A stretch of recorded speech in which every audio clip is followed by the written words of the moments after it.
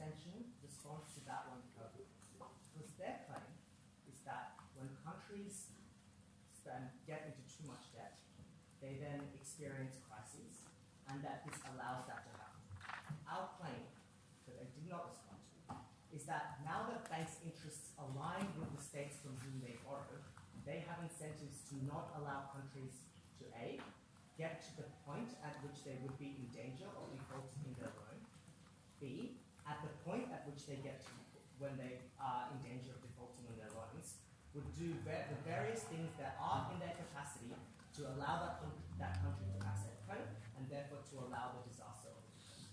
Because in the status quo, the debt crises that closing opposition is worried about are caused by the risky behaviors that banks are incentivized to do.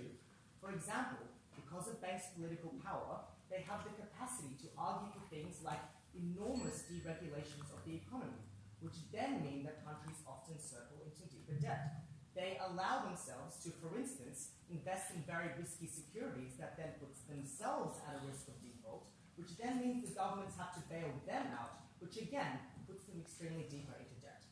In our world now, when banks are now extremely threatened, when a government's economic situation is worse, it is deeper in debt, and therefore the price of its bonds are lower, here is what happens. If you, in the situation closing opposition describes, if you see Algeria and you see it being in trouble, the first thing that happens is that, likely speaking, you will not offer them, you won't invest in their government bonds at all. And closing opposition says that, well, in that case you cannot build them infrastructure and you cannot do other beneficial things. But firstly, that is not true at all. For the reason that, as Kevin tells you, there's a difference between a government bond and an asset within that country. A government bond does lower in value when that government goes into deeper debt, but if you simply own the profits of a particular state-owned asset in that country, that does not necessarily lower in value, and therefore we still have the capacity of providing benefits to the most vulnerable without meaning that banks engage in those kinds of untenable risks. But secondly, notice that at best, that is just mitigation. They are saying that banks cannot help the countries that are at the worst economic state. That may well be true, but neither can they. But what we can do is we can capitalize and give more access to better debt to every other government and give them more capacity to help their people and to make the decisions about where to allocate their money in a way that is actually democratic, rather than the banks who are just making decisions based on whatever they think is economically worthwhile. So that is why banks are more likely to do things like allow cheaper credit to those countries, which would be better, or they will not loan them in the first place. The other response Imogen gives to us in a point of information is that this would be a form of coercion of those governments, like it would be a form of coercion for example, banks to say, take this really cheap credit or restructure your debt in a certain way. But they never really explain what the benefit of, why the counterfactual of defaulting on your loans would be any better.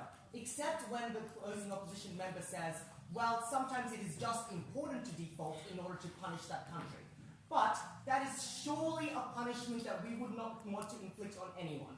At that point, the government cannot borrow anything from any country, it cannot fund its activities, it cannot feed its people. Surely the economic crisis that a government being in a debt spiral is enough to make people hold them accountable, and we don't also need to, steep their credit rating so they are economically doomed like forever. So that is why that is why the exact problem closing opposition describes is the one we make far less likely to occur. But secondly, I think their argument is also uncomparative for the reason that the Algerian, let's say the Algerian state is in trouble, yeah?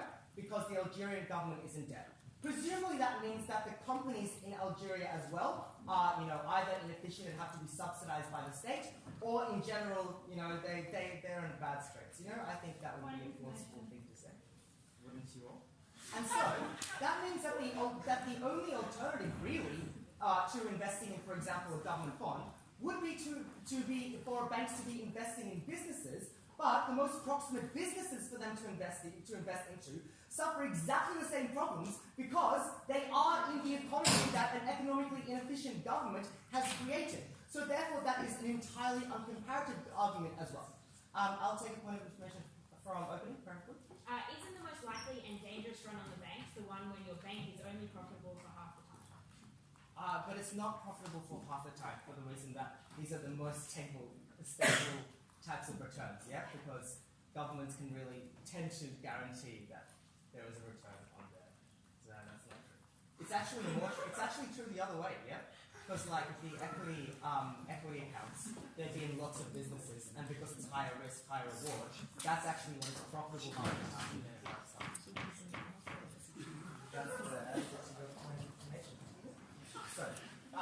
So that I think responds to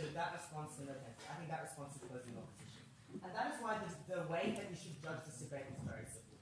It's just that in the status quo, people give money to their banks, and they are just allowed to choose where in the economy that is allocated in a totally undemocratic, in a totally obscure and non-transparent way. In our world, governments get to choose where that money is allocated in a way that is much more accountable to their people, in a way that they have incentives to actually provide benefits to their people. And that is why closing government should be released. So, let us now... Oh, what? Oh, okay. Oh, okay. Alright. I thought people were clapping. I didn't say anything that good, so... okay. So let me now finally turn to opening opposition views. They say that the harms of this policy are, number one, that we cannot impose alternative regulations, but the alternative regulations that they described are not particularly good, such as high liquidity, which would be a terrible idea to impose upon banks, and also ones that presumably we would capture, because if it is true that the banks now want their governments to be stable, they would now want to impose regulations upon themselves that would preserve the stability of the economy, that would mean that the government would not go further into debt. And their second argument of harm for this policy is that banks will engage in predatory behavior.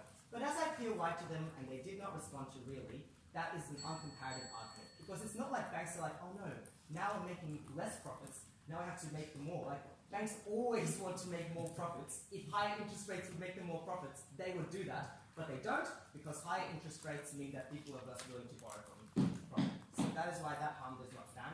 What does stand is we should capitalize governments and allow them